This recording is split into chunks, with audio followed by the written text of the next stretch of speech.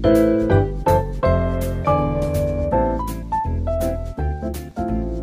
teman-teman, selamat datang lagi di Berbagi Cerita bersama saya Yuyu dan Indra. Hai, Yuyu, siapa teman kita kali ini? Jadi kali ini temanku, dulu kita pernah beberapa setahun atau 2 tahun gitu kerja bareng. Dia kan cerita pengalamannya sebagai student exchange di suatu negara. Ya, kita langsung panggil aja. Oke? Hai Faiz. Halo. Duh, lama ya nggak ketemu kita. Iya udah lama banget, gila. Kita dari 2019 ya terakhir ya. Gue Sebelum cabut dari pandemi ya, Balikpapan. lu udah cabut Iya. duluan ya. Indra Faiz ini dulu temenku waktu kerja di Balikpapan. Berapa tahun sih Faiz, lupa? Gue 1 tahun 8 bulan. Oh iya, 1 tahun 8 bulan, nggak sampai 2 Tapi tahun lah. eksisnya kayak yang udah bertahun-tahun ya Bu ya. Ya, pokoknya langsung tiba-tiba terkenal lah. Dia Iya sempat dong. menjadi ikon, terutama untuk acara-acara di kantor ya. Iya. Seperti tadi udah aku bilang, kali ini Faiz akan cerita tentang pengalaman dia waktu menjadi student exchange, di mana dan gimana caranya. Kita langsung dengar cerita dari Faiz. Iya, jadi waktu itu ceritanya gue di tingkat akhir S1, terus ada organisasi namanya ISEC, dia memang organize buat exchange youth program gitu, jadi dari mostly dari negara berkembang ke negara berkembang lain. Dan waktu itu sebenarnya pilihannya ada beberapa, ada di Thailand, terus di gue lupa, pokoknya di Hong Kong, gue cari yang paling jauh lah saat itu. Dan gue cari yang nggak mahal-mahal banget. Jadi ada beberapa pilihan negara di Europe, salah satunya Poland, dan gue ngeliat compare dari biaya hidupnya, ternyata biaya hidup di Poland itu yang paling murah di antara yang lain. Karena saat itu program exchange-nya kita harus bayar biaya tiket ke sana sendiri, dan sebenarnya biaya hidup dikasih karena kita tinggal sama host fam, tapi kan tetap aja kayak personal expenses harus kita provide sendiri. Dan paling waktu itu agak sulitnya memutuskan karena kan tingkat akhir ya, di saat teman-teman udah skripsi, dan gue tipenya yang FOMO banget. Jadi gue nggak bisa kalau teman-teman udah mau lulus terus gue ketinggalan sendiri. Dan gue tahu pada saat gue berangkat, gue harus mengorbankan itu semua. Gue harus menunda kelulusan gue. Balik lagi gue baru mulai skripsian di saat teman-teman udah pada mulai progres. Jadi salah satu lesson yang gue dapat saat itu adalah saat memutuskan sesuatu gue harus tahu nih risknya apa, gue harus kenal dulu sama diri gue pada saat gue balik, tantangan apa yang gue hadapin, dan gue harus siapin itu upfront. Jangan sampai gue pulang, gue malah demotivasi melihat teman-teman lain udah pada butuh progres, sementara apa yang gue lakuin ini juga sebenarnya bervalue. Dan untungnya pada saat itu gue dapat dosen pembimbing juga yang support. Dia bilang kayak kuliah nunda 6 bulan, nunda setahun pun masih nggak masalah, tapi pengalaman-pengalaman kayak gini kayak lo susah banget nggak dapetinnya. Dan gue nggak menyesal sih. Nah, waktu prosesnya itu sebelum berangkat ke Poland ya. Jadi by the way Pak Faiz dia exchange studentnya akhirnya ke Polandia ya. Berapa lama prosesnya? Waktu itu cepat. Jadi kita interview sama organisasinya di Indonesia, ISEC Indonesia. Habis itu 2 minggu kemudian di approve, kita interview lagi sama ISEC yang di Poland. Supaya mereka yang nentuin value-nya sama atau enggak, apa yang bisa kita share ke mereka sesuai atau enggak. Itu pun juga 2 minggu. Setelah itu paling nunggu proses visa-visa kayak gituan kurang lebih 2-3 bulan lah kalau gue nggak salah. Programnya berapa lama, Faiz? Programnya kita itu 7 minggu. Jadi 5 minggu, 5 minggu ngajar. Jadi gue dalam 5 minggu itu ke 5 kota yang berbeda di dalam provinsi yang sama di Poznan waktu itu, ke 5 kota yang berbeda, ngajar di sekolah yang berbeda dan tinggal sama host fam yang berbeda. Terus kita juga dikasih 2 minggu untuk kayak free weeks gitu buat traveling. Oh berarti Aku tadi hampir mau tanya, ngapain sih di sana Hmm. sebagai exchange student, tapi ternyata ngajar ya? Iya, betul. Boleh cerita sedikit lebih Hmm. jauh nggak tentang itu? Ya.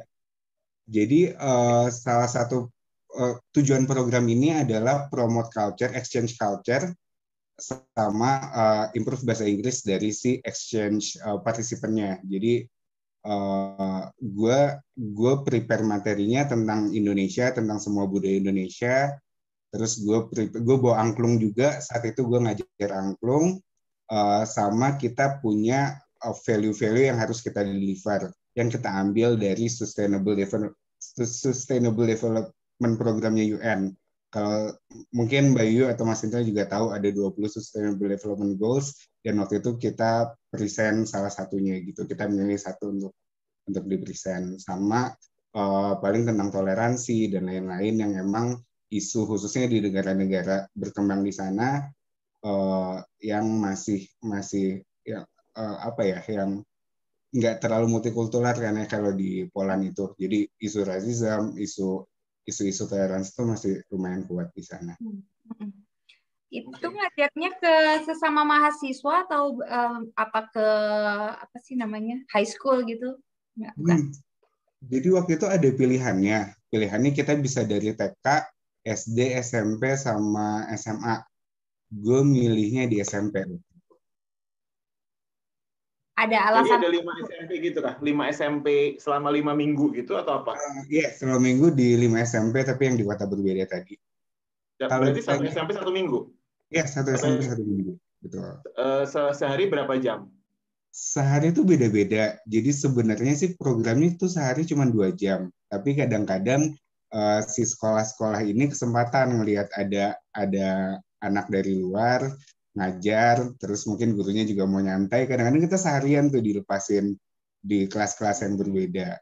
Dan kadang-kadang suka kehabisan materi ajar juga, karena tadi kan gue cuma nyiapin 2 materi tuh. Sedangkan kita disuruh ngisi waktunya banyak gitu. Itu Faiz satu kelompok atau Faiz sendiri sih yang ditugaskan di 5 SMP itu? Jadi kita ada 20 orang exchange participant dari sekitar 15-an negara lah.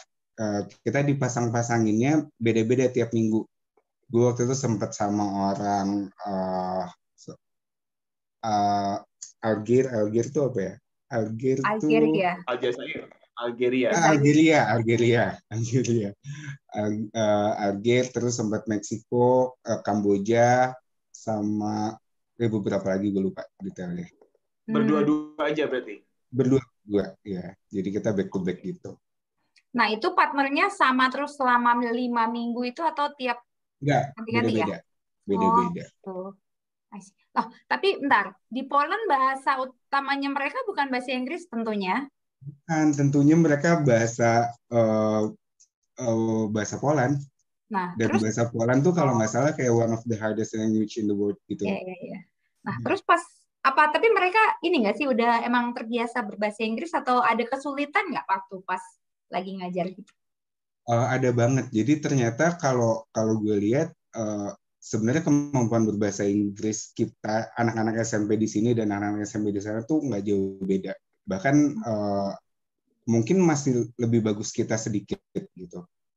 Itu juga tricky sih. Trikinya yang pertama itu pengalaman gue pertama untuk present dalam bahasa Inggris. Jadi dari dulu gue interest sama bahasa Inggris, dan nilai bahasa Inggris gue juga dari sekolah juga lumayan oke lah. Tapi untuk ngomong tuh gue dari dulu nggak pede. Nah, kenapa gue ngehitnya di SMP? Salah satu alasan gue adalah gue bisa ngomong seenaknya. Kalaupun dia nggak ngerti atau pokoknya gue nggak punya beban gitu. Jadi kayak pilot project buat diri gue sendiri lah. Cuman kita juga ada support dari guru bahasa Inggris mereka sih. Guru bahasa Inggris mereka pasti stay untuk ngebantu translate kalau anak-anaknya nggak ngerti, di translate juga pakai bahasa mereka. Oh iya. Oh, gue kirain beneran dilepas gitu. Enggak, tapi kadang-kadang dilepas. Jadi kayak kalau udah satu pertemuan dilihat udah oke, udah bonding sama anak-anaknya, kadang-kadang dilepas. Gitu. Terus Terus kalau si 20 orang student exchange itu yang student exchange participants sih nyebutnya ya. Itu ikut terus gitu, 20 orang pindah ke 5 kota gitu terus-terusan atau gimana sih, Faiz? Beda-beda. Jadi kita rollingnya misalnya gue dan si Algeria ini di kota A. Nanti di kota B ada 2 pasang lagi. Habis itu selanjutnya gue ke kota B tukeran pasangan gitu, yang pasti nggak ada yang sama gitu. Oh, oke. Oh, jadi biar dapatnya juga banyak sebenarnya ya kota yang disasar ya. Betul. Nah, mereka beneran random gitu. I see. That's cool sih. Kota kecil apa kota gede, Faiz? Kotanya apa aja kamu 5 tuh? Jadi mostly kota kecil. Jadi Poznan itu kayak provinsi, ibu kotanya itu Poznan. Terus ada kota-kota kecilnya yang kita datengin. Gue ke Kalis, Novatomis,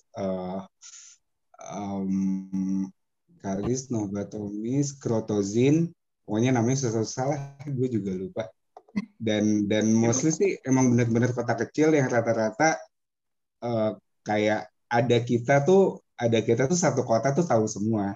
Jadi kayak gitu. Gue datang ke satu kota, gue pasti diundang sama mayor kota itu untuk melihat kepiting hall-nya dia. Atau tiba-tiba ada di newspaper di kota tersebut. Gitu. Karena mereka benar-benar excited, lumayan jarang melihat orang dari negara lain di situ, khususnya dari Asia. Oke, Faiz tadi cerita tentang 5 minggu plus 2 minggu ya di Polandia ya. Di 5 kota yang berbeda, kotanya kecil-kecil. Sebelumnya aku pengen tanya dulu, typical day kamu di sana ngapain? Kamu bangun jam berapa, terus ke sekolah jam berapa sampai jam berapa, tidurnya jam berapa? Itu pas musim apa juga waktu itu? Mungkin bisa diceritain. Ya, gue ke sana winter. Jadi di sana bukan winter pertama gue sih, tapi di sana kayak pertama kali gue beneran ngelihat salju yang turun, hujan salju tebel terus di halaman rumah kayak gitu. Karena kan kita biasanya kayak di countryside gitu. Dan tipikalnya karena mostly kita tinggal di tempatnya student. Jadi host fam kita tuh student dan orang tuanya dan keluarganya. Jadi kita pagi bangun, disiapin sarapan sama mereka, berangkat ke sekolah bareng sama studentnya. Habis itu ya udah di sekolah seharian. Habis itu pulang dapat makan juga dari sekolahnya. Jadi kita jam berapa sih masuk sekolah tuh di Polandia? Jam berapa masuk sekolah? Di Polandia tuh jam 7:30 kalau nggak salah. Pagi ya? Pagi ya? Iya, lumayan pagi. Jadi 7:30 terus kita break tuh sekitar jam 9:30-an. Habis itu lanjut lagi sampai jam 12. Jam 12 makan siang, terus masih lanjut lagi sampai sekitar jam 1, jam 2. Kayak lumayan sama kayak sekolah di Indo lah. Habis itu biasanya kita pulang dijemput sama si orang tua asuhnya, kita makan siang lagi di luar. Jadi mostly mereka siang itu karena biasanya pada kerja juga, siang itu kita makan siang di luar budaya mereka. Habis itu baru pulang, istirahat, jam 5-an kayak tea time gitu, bareng keluarga semua. Terus kita prepare dinner. Dinner mereka tuh jam 7-an gitu lah, sama lah mesti. Sama gitu. Ya udah sih, habis itu paling ngobrol-ngobrol aja, tidur, besoknya kerja lagi. Kalau sarapannya kan, kalau Faiz di Balikpapan kan nasi kuning ya. Kalau di sana apa tuh? Di sana roti biasanya. Kalau makan ya roti. Kalau makan siangnya sih pasta atau enggak roti lagi atau enggak nasi. Kadang-kadang mereka masih makan nasi sih. Oh gitu. Dan sebenarnya kalau di host fam karena awalnya kita udah ditanya dietary kita gimana, gue udah bilang kayak gue biasanya makan nasi, gue nggak makan pork misalnya, dan mereka biasanya nyiapin sesuai sama yang kita mau gitu. Tapi kalau mereka makanan utamanya, kalau misalnya orang Indonesia mostly makannya nasi ya, itu apa di sana? Kentang dan roti. Oh enak ya. Enak ya gue. Enak buat sehari 2 hari masih excited, lama-lama kok saya juga butuh nasi. Iya ya. Bentar. Winternya waktu itu sempat yang terendah berapa derajat? Winternya terendah itu sempat minus 10-an kalau nggak salah. Minus itu yang pas hujan salju malamnya, terus paginya yang saljunya tebel di jalan gitu. Wow. Padahal itu tuh udah Februari, kan harusnya mereka Desember ya. Desember Januari gitu. Oh iya, Itu Februari. Jadi di Februari akhir winter sih waktu itu. Terus kalau misalnya ke sekolah tuh jalan kaki, naik bus atau naik kereta? Tergantung kota. Jadi ada yang kayak di Kalis tuh gue tinggalnya agak jauh dan tiap hari diantar jemput sama si host fam-nya.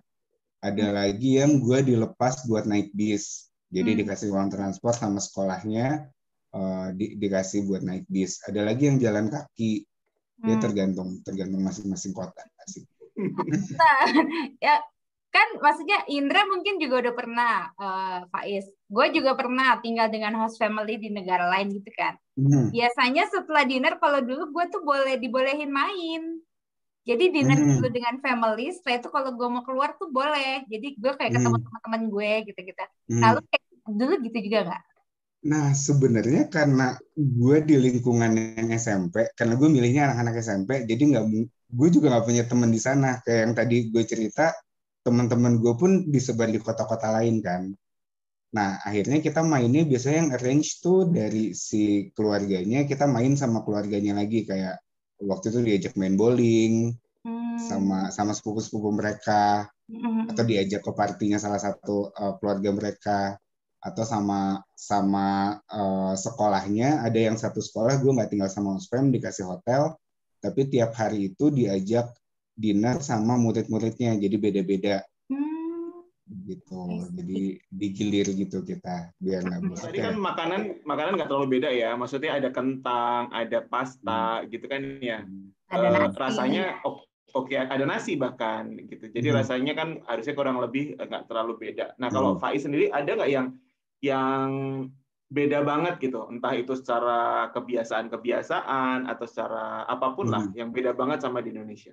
Ya, pertama culture shock gue pada saat datang itu ternyata mereka lebih umum untuk minum sparkling water dibandingkan sama air kayak fresh water biasa. Jadi waktu itu gue datang, nggak enak di mulut, kayak lo aus dikasihnya air bersoda, kayak nggak hilang tuh aus. Dia waktu itu gue ke hotel malam-malam dan di situ udah nggak ada warung lagi, dikasihnya cuman ya biasa hotel dikasih 2 air. Terus kayak kita nyampe tuh udah jam 9 malam lah, karena mau ada kayak opening party gitu. Dan gue nyoba air, ya udah sparkling water, dan yang gue lakukan gue kocok-kocok dulu tuh air supaya sodanya hilang. Iya. Dan itu yang gue lakukan sampai akhirnya gue ketemu sama si fresh water itu. Habis itu culture shock terakhir kayak mereka drinking culture-nya juga kuat banget, even di keluarga, even di rumah. Dan kayak ya biasa makan malam abis itu disediain wine tuh udah biasa. Terus kayak tiap malam ke bar tuh udah biasa. Dan itu yang menurut gue pelajaran berharga buat gue juga, gimana gue punya value dan gue jaga value itu. Jadi dulu otak gue tuh sempat kayak ini mumpung jauh nggak ada keluarga, gue masih muda, nyobain lah minum dikit-dikit gitu. Tapi kayak di hari pertama tuh kita datang tuh langsung party, dan biasa semua orang tuh udah pada minum. Gue kayak jangan di hari pertama deh, gue lagi capek dan coba dulu, nggak usah dulu. Tapi pada saat nggak usah dan mereka nanya dan gue ngejelasin alasan gue nggak minum kenapa, ternyata mereka malah interest. Mereka interest, terus mereka respect juga dengan hal itu, dan ya udah dari situ kayak gue malah terpacu untuk menjaga si value itu kan. Dan itu malah jadi hal unik yang gue bawa. Jadi tapi tetap aja gue tetap ikut party sama mereka, kayak tiap hari kita party, event kayak party mereka tuh gila-gila banget. Kayak mulai dari jam 10 selesai baru jam 3 jam 4 pagi. Itu kalau di weekend. Dan gue juga tetap ikutan. Dan gue cuman jadi orang yang sober sendirian mostly. Tapi ya itu yang ngebuat mereka respect tuh yang itu. Dan even di keluarga, gue tinggal sama keluarga guru juga, mereka juga nawarin itu. Yang lucu waktu itu kejadiannya kayak di hari pertama mereka nanya minum, mereka nawarin biasa by default mereka nawarin dan nuangin gelas wine. Gue bilang gue nggak minum. Oh kenapa? Gue jelasin gue nggak bisa minum alkohol dan lain-lain. Di hari kedua dia ngasih yang cuman 1% kalau nggak salah. Kayak lo, gue bilang oh nggak bisa lo, ini 1% nggak bikin mabuk kok, dia bilang. Gue bilang oh gue masih nggak bisa. Habis itu di hari ketiga dia masih berusaha turun lagi 0,5%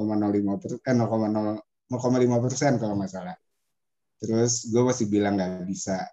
Terus di hari keberapa dia baru ngasih ini beneran 0,00%, cuma namanya doang, padahal cuma kayak soda water doang. Oh ya udah, I'll take it.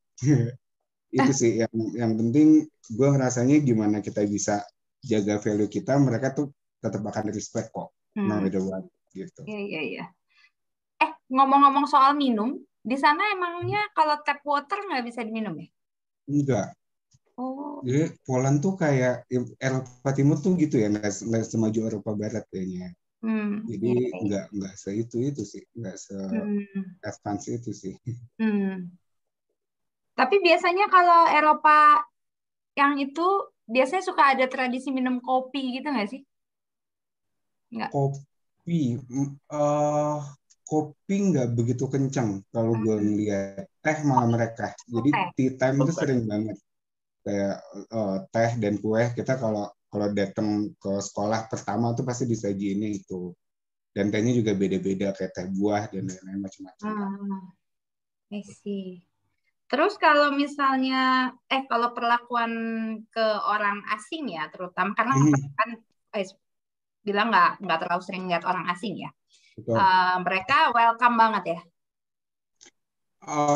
Dibilang welcome banget enggak, karena yang apalagi kalau yang tua-tua ya, yang generasi tua, apalagi kalau kita ke kota kecil, welcome nggak welcome sih, yang pasti kita jadi pusat perhatian karena kita berbeda. Jadi kayak beberapa kali gue di kereta sama anak-anak exchange yang lain, kita berdua atau kita berempat ya, semua orang kita masuk tuh melihatin, even ada yang benar-benar nengokin badan selama perjalanan tuh ngeliatin kita. Kita ngobrol bersuara dikit tuh kita dilihatin terus. Ada yang kayak gitu. Tapi kalau untuk kayak udah yang muda-mudanya kita kebar sih nggak ada masalah. Dan gue ada satu pengalaman rasisme, nggak rasisme banget sih. Waktu itu lagi ngajar, terus gue ceritakan background gue gimana di Indonesia ini mostly Islam, terus gue bilang. Terus ada satu anak murid gue yang bilang, Islam, do you mean, dia nunjukin pakai kayak, karena dia nggak bisa bahasa Inggris juga, dia nunjukin nembak-nembak gitu. Terus ya udah gue tetap calm down, nanya maksudnya apa, terus teroris, terus gue cuma senyum aja, terus gue bilang no, if it's yes, do you afraid of me, kayak lo takut sama gue dengan hal itu, dan gue bilang gue Islam. Terus dia bilang enggak. Terus kenapa nggak takut, gue Islam loh, gue bilang. Karena you seems nice, you seems good, intinya kayak gitu, kayak dan ya itu poinnya gue bring up, akhirnya gue present ke kelas kayak that's the point, that's not about your background, that's not about your religion, as long ya kayak lo lihat orang tuh dari orangnya, kalau selama dia baik, no matter apa religionnya, harusnya nggak masalah. Dan nilai-nilai itu yang sebenarnya tujuan dari program ini gitu. Dan gue ngerasain sendiri ternyata masih ada di generasi-generasi muda mereka pun yang berpikiran seperti itu. Mereka tahu Indonesia nggak sih, Faiz? Ada yang tahu, ada yang enggak.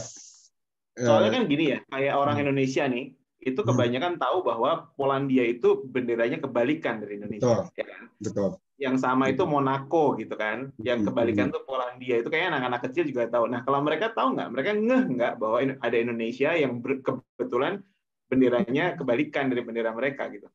Ya, ada beberapa yang tahu, ada karena biasanya jokesnya yang gue bawa pada saat gue masuk tuh gue bawa bendera yang kebalik gini kan, terus gue nanya kayak apa yang salah dari bendera ini, terus ada yang murid yang bilang untuk terbalikin, itu kebalik benderanya, terus baru gue jelasin, gue openingnya no, it's my country's flag. Gitu.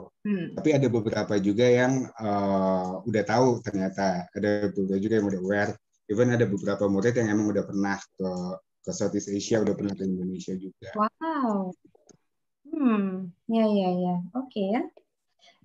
Kan kalau di satu kota tuh 1 minggu. Sekolahnya sampai 5 hari atau 6 hari? 5 hari. Nah, Jadi biasanya Sabtu Minggunya kita spend sama family-nya, atau di Sabtu Minggu itu kita balik ke base camp kita di Poznan, di ibu kotanya, untuk switch kota lagi. Oh, setiap akhir minggu balik ke base camp dulu?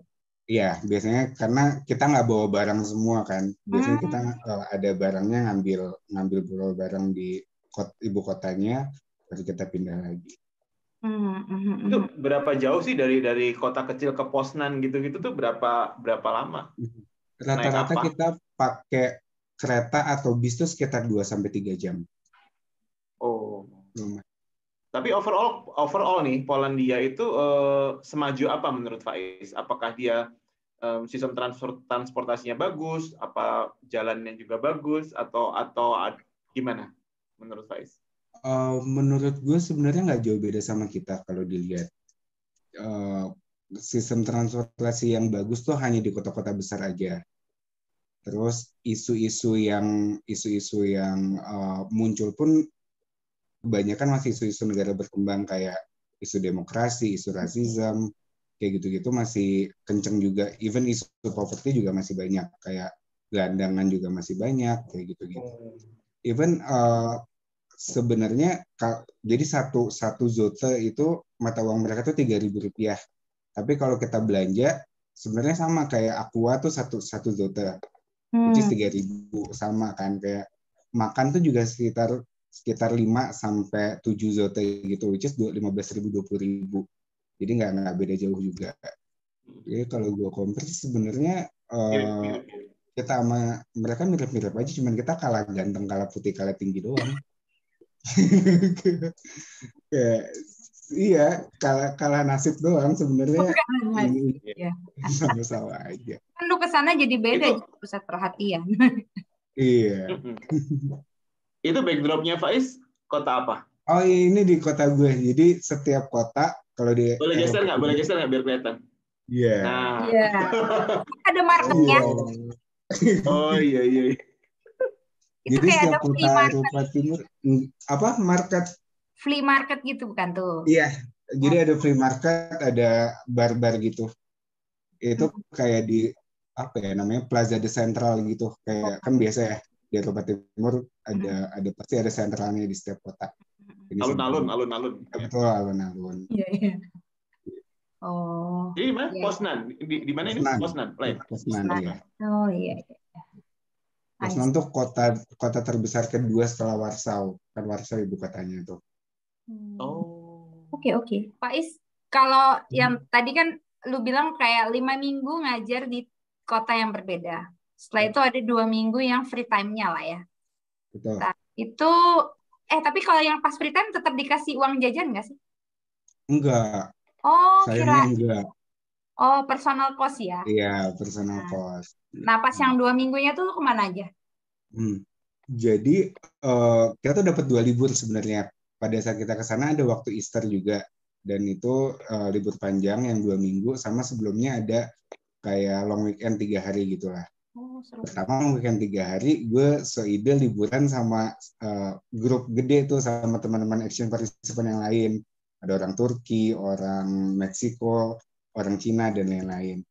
Tapi ternyata style travelingnya beda. Jadi kayak mereka pada saat itu gue belum interest sama museum ya, dan kayak sama mereka jalan-jalan ke museum dan kayak ngeliatin satu lukisan tuh bisa 5-10 menit. Lo bayangin di satu museum itu ada berapa lukisan, kayak kita spend 2 jam untuk di satu museum doang.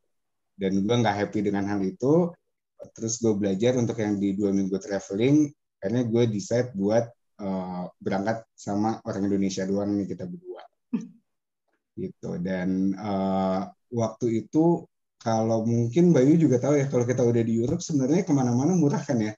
Kayak ada Ryanair, ada Wizz Air. Itu kayak gue sempet dapat dari Poznan ke Amsterdam kalau nggak salah cuman kalau dirupiahin itu 150 ribuan lah. Itu murah banget bisa. Iya, semurah itu. Cuman ya nggak dapat bagasi kayak standar lah. Cabin aja lah ya. Terus ya udah gue startnya gue startnya di Paris. Oh iya, kepretaan. Abis itu, gue naik pesawat ke Paris. Abis itu gue ke Disneyland juga. Pokoknya gue kayak berusaha fancy, tapi sebenarnya kalau dilihat hidup sehari-harinya menarik banget. Ke Disneyland, oh ya. Gue juga. Iya, kayak di Disneyland tuh gue makan, lo bayangin gue beli nasi goreng frozen di supermarket. Bodohnya gue nggak tahu waktu itu gue kayak masih newbie traveling kan, gue nggak tahu kalau si nasi goreng frozen itu harus dipanasin dulu di microwave. Kalau enggak ya lo makan nasi dingin aja keras-kerasan. Tapi karena kita nggak punya microwave, ya udah gue makan di Disneyland ngemper si nasi goreng kencang itu sama gue bawa abon. Gue udah sedih banget. Ya nggak sanggup beli di Disneyland ya, mahal. Iya, gue nggak sanggup beli di Disneyland. Abis itu gue ke Brussels. Ke Brussels tuh pas lagi ada, kalau lo inget, pengeboman. Jadi 2 hari setelah pengeboman si MRT-nya di Brussels. Jadi pas gue datang tuh safety-nya ketat banget lah. Dan gue juga nggak spend lama-lama di sana. Abis itu ke Amsterdam. Dari Amsterdam baru naik pesawat lagi ke Eropa Timur. Gue start dari Budapest kalau nggak salah. Budapest, habis itu Bratislava, Praha sama Vienna terakhir. Baru balik ke Poland lagi. Gitu sih. Lumayan ya? Iya. Lumayan, 2 minggu. Lumayan boncos.